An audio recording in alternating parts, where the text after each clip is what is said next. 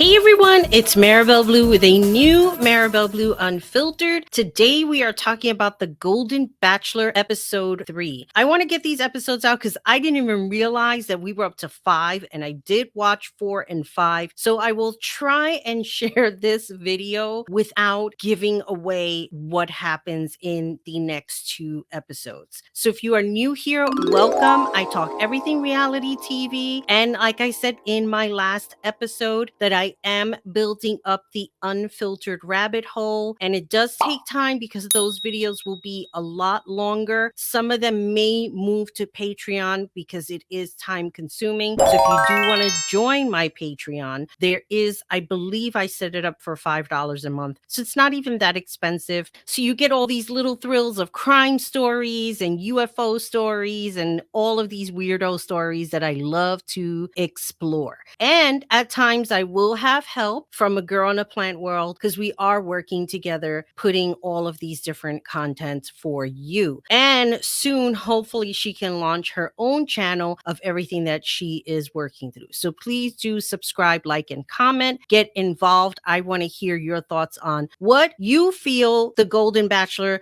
Gary, whether he will find love or not. And I am making a conscious effort to get his name right. And if you are not new, welcome. Thank you so much for your ever loving support. It is so appreciated. And I have a little surprise in the works. I'm not going to say what it is yet, but it does have to do something with the paranormal. So I am looking forward to that. With all that being said, let's get started with episode 3 and the drama that ensued on this season. Like this. Before I get started, I want to say I am so excited. I got my shirt today. This guy, he's a comedian. I follow him on Instagram and I now follow him on TikTok, and he does all of these crazy parody videos of like those commercials that you would see in the middle of the night, and he is so spot on. He did one imitating the NSYNC video. I was in tears watching this video. Now, I don't know how to pronounce his name, so I will leave his social links down below in this description so that you can follow him and get a shirt. It's in the Etsy store. It's so cute. This is the pause announcer, and you have to watch the videos to understand the humor. So I just wanted everybody to see because I don't know if you'll be able to see it throughout the video. So on this accelerated episode of the Golden Bachelor, Gary takes all of the women on a group date. Now I say it's accelerated. They're really not going anywhere. I don't know if they're going to be traveling or if the traveling is going to begin once he's in his top 3. Because right now, from what I've seen, all of the episodes have been local in California. They have not taken any trips. And mind you, this is episode 3 that I'm talking about. Under normal circumstances with Bachelor and Bachelorette,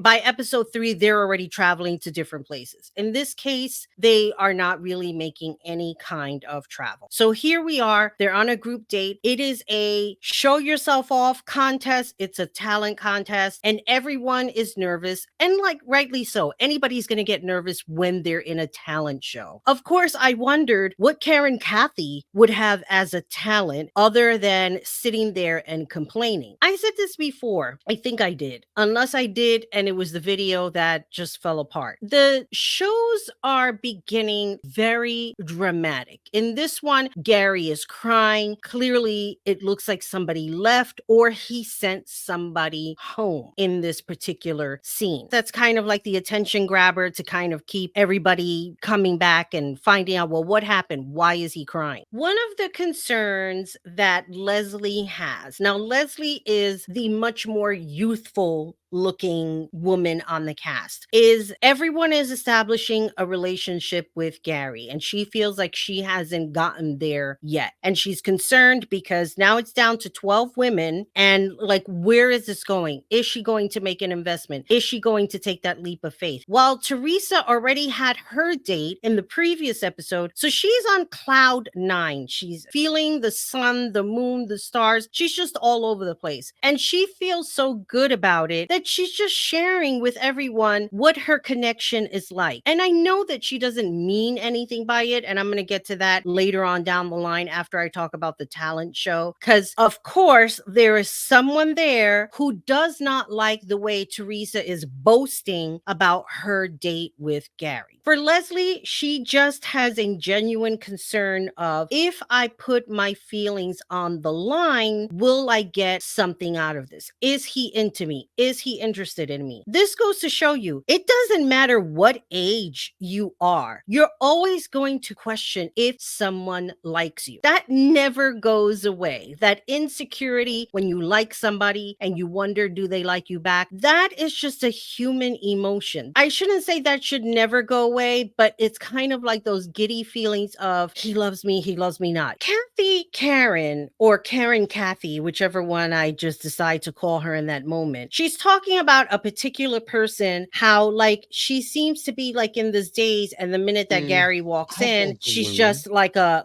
pop-up are doll. She's excited, like she's feeling this. all of these feelings and Gary emotions and walks in. happy to be with Gary. She decides that I mean, she's it's gonna like take their singing one, two, first three. initials and like making an acronym called Askin. So it's A for April, S for Susan, ASKK for Kathy. I almost said Karen. It just fits in. And N for Nancy, which is the group of women that's sitting there talking shit about Teresa. Askin. A for April, S for Susan, K for Kathy, N for Nancy. Askin.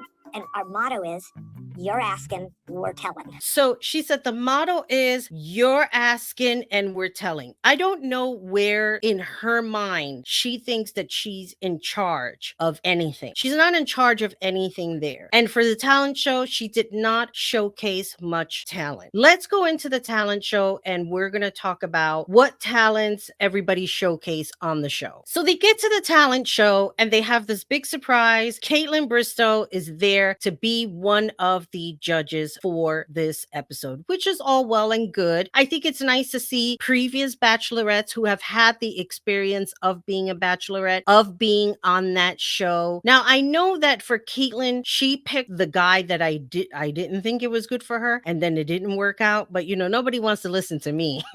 So the competition is hot only because everybody is competing to get that one-on-one time with Gary. Sandra did a comedy act. Faith pulled out her guitar. Leslie did like this whole erotic kind of a dance, and she said she bakes. Nancy threw like some kind of cupcake in the air and caught it. Kathy Karen did push-ups. So everybody had their own little thing that they did. The one person who had a concern was Joan, because she was like, I don't have any talent. I don't like being on stage. I have stage fright, etc., etc. And then she pulls out this poem about how she hopes that she doesn't vomit on his shoes. And she literally kicked butt for the competition. Long story short, she wins the one-on-one time with Gary, leaving everybody disappointed. So when Joan has her one-on-one time with Gary, she's talking about her daughter having this difficult pregnancy, but that how she needed to take time out for herself and really do this. Like, she just spilled her guts, how she's been a mom and she's stepping aside from that because she really needs to focus on herself and looking for a relationship that she wants to be in. And they had like a great dinner. It was very, very involved. But the next day comes and it's an entirely different story. She's sitting there crying. She's talking about her daughter, how she needs to go back. She needs to be a mom. She needs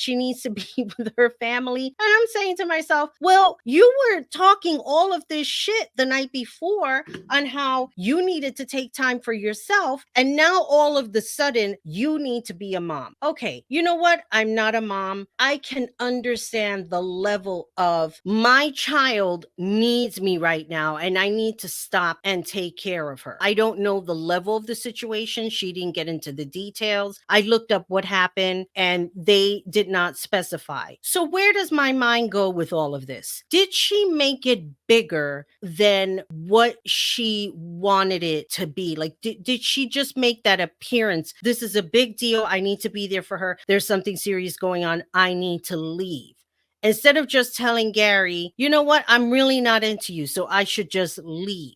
Wouldn't that be easier? Wouldn't that be better? Wouldn't that be more honest? Again, this is my own personal opinion of what I'm seeing on the screen. People can see something completely different. That was the way I saw it. Did she use her daughter as an excuse to leave because she did not want to hurt Gary's feelings? The world may never know. The world may never know. We can ask Mr. Owl, he'll probably say the same thing. So, hence the beginning of the episode, when you see Gary crying on the bench in front of the mansion, it is because Joan told him she had to go home and be with her daughter. Fast forward now to the one-on-one date. Fashion designer Michael Costello comes into the room, tells the ladies he is there for one person that he's taking out on a date, and that is Ellen. They go through this whole fashion thing. He dresses her up, and Gary takes her on a date to not a weather balloon, to a balloon. You know what? Those things.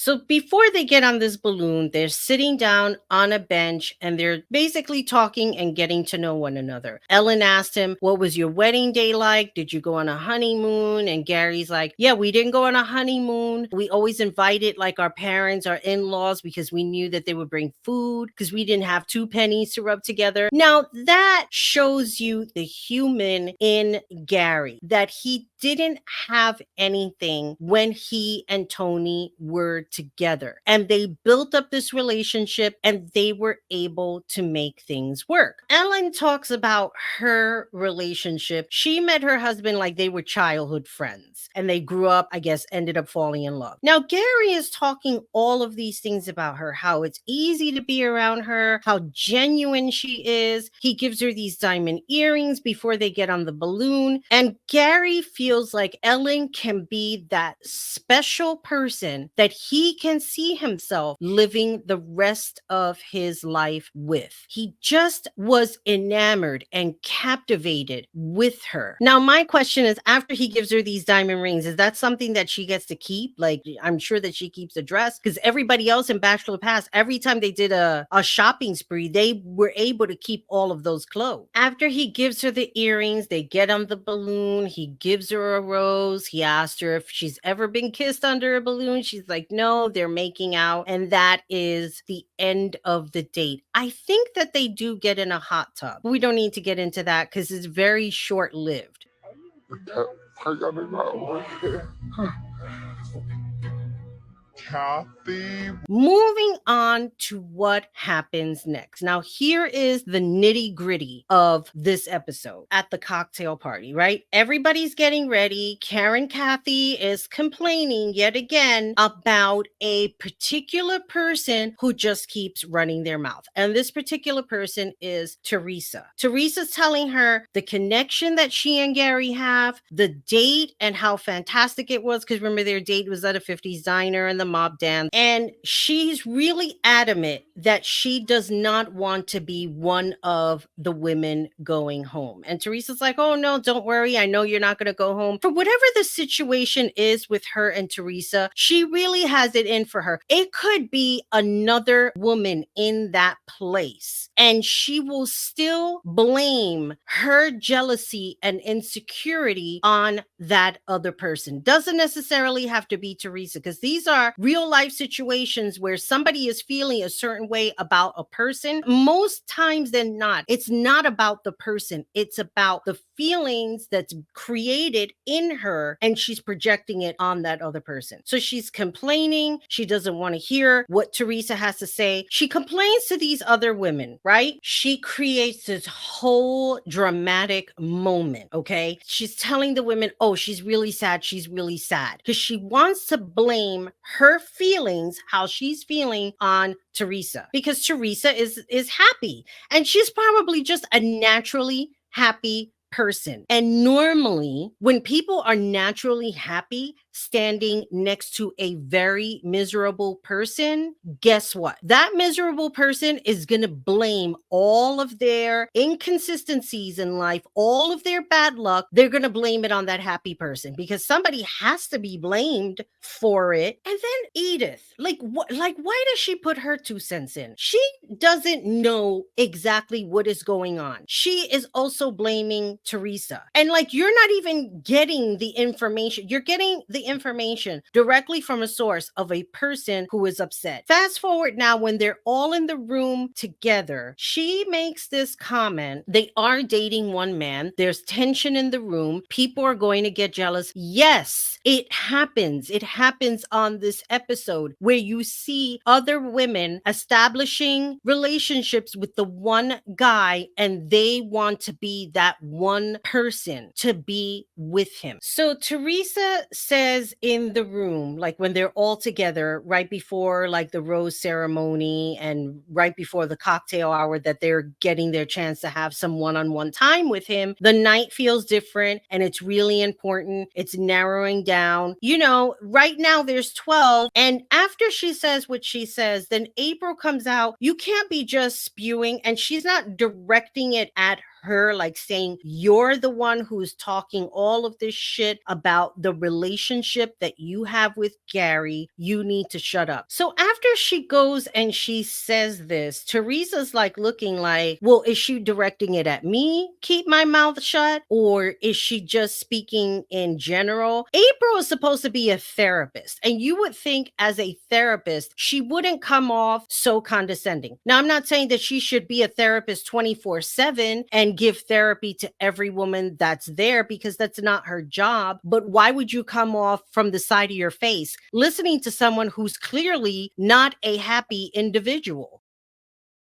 Now, here's the sick part. After April says what she says, Kathy is sitting there and she puts this sadistic smirk on her face. I think the only way to handle that is with dignity and respect for him and you. Keep your mouth shut. If Gary was watching that, he saved himself from a future nightmare. Now, I know I went ahead, but I'm not going to say exactly what. When you have somebody who is sick in the head and blaming feelings on somebody else, because later on down the line, she goes to Gary and she gives him this whole BS about, oh, you know, I'm not feeling good. I just feel stressed. And then she starts doing the whole boo-hoo and crying. And what does Gary do? He goes and he gets a rose. And it's like he gave her, not feel sorry for me. There's a word for it, and I'm probably going to figure it out and just put it onto the screen. So he gives her like one of those feel sorry for me roses, like, here you go. Don't worry. You got it locked in. Don't cry anymore. I would have never done anything like that, especially if he does not feel anything for her. It's like a wasted rose. You could have given somebody else that rose that was probably more worthy and time worthy to get to know than wasting it on Kathy Karen. Now let's fast forward over to the conversation that Teresa had with Kathy Karen. I think you and Gary have a huge connection. Here's my problem. You have made me feel, no, let me finish. And I feel like you're dismissing me, like he and I are going off into the sunset. Go pack because you're going home. That's how you've made me feel sometimes. Oh my God. I didn't know that. I'm so sorry. Oh boy. I'm like watching back this episode so that I could give this commentary some justice. She is like so annoying. You have one moment with the man. He gives you a feel sorry for me rose. And then you're sitting there talking about, he's such a wonderful guy. How do you know that? Why? Because you sat there and boo-hooed so that you can get a rose because you knew you probably wasn't getting one. So you invented a whole scenario of, feel sorry for me, Gary. I'm this strong woman, and sometimes things that come out of my mouth I are too strong, but it's just the person that I am. No, you're rude and you're mean. That's what you are. And if you're watching this, Kathy Karen, I hope you see it back, because you've probably been like this your whole entire life. And shame on you. Shame on you that you are a grown ass woman and behaving the way you did on this season. The conversation that she had with Teresa was absolutely disgusting. She blamed her for how she was feeling. She told her, don't cry, when Teresa was very upset about it. I believe that Teresa is much more genuine and didn't see what was going on, that she was being gaslit in that moment. And Kathy Karen was blaming her for the way that she felt, and then told her, don't cry because this is your fault. That's what she was saying. And that was really upsetting to watch. She just seems to give off this authoritative attitude. Like, here I am. Look at me. Look at this. Who wouldn't want this? Nobody. Nobody that I know of, unless there's some fool out there that is not putting two and two together and would fall for an attitude like that. And I'm not talking about her facial figures. I'm talking about her attitude as a whole. A person like that should just spend the rest of their life being alone. That is just horrible. And the feelings that she created and that she induced on Teresa and blamed her. Now, we get to the rose ceremony, and they're both standing together. Why they have these two women standing together, I have no idea, other than just for the drama. They're standing together. She has a rose. Teresa doesn't have a rose yet. So after she says everything that she says, before we get into the rose ceremony, she's upset. She's hysterical, crying. Gary finds out. He goes into the room to comfort her. And guess what happens? This happens after the rose ceremony. But before we talk about this conversation, let's talk about who got the roses. Faith, Sandra, Leslie, Nancy, Susan, April, and Teresa. Who did not get the roses? Edith and Christina. Now, while all of this is going on and Gary is saying goodbye to Edith and Christina, Teresa shares with Kathy Karen about her little tete-a-tete that she had with Gary, that he went into the room and he comforted her. And of course, here are the steams coming out of Kathy Karen's ears. She's very upset. Why is she telling me this? This just defeated my whole purpose of being all crying and playing victim so that I can get a rose. And now she's crying and she gets a rose too. What the hell is going on here? What's going on here is Teresa is being authentic and she is not. So I'm going to cut it off here until we get to episodes 4 and 5. I want to read your comments down below. What are you thinking? Do you think she's right or wrong in the things that she said to Teresa? Or is she just a forthcoming person misunderstood, which I don't think she is. So with all that being said, this is Maribel Blue signing off. Always remember, be good to yourself, be good to each other. Most importantly, take care of you. Bye, everybody.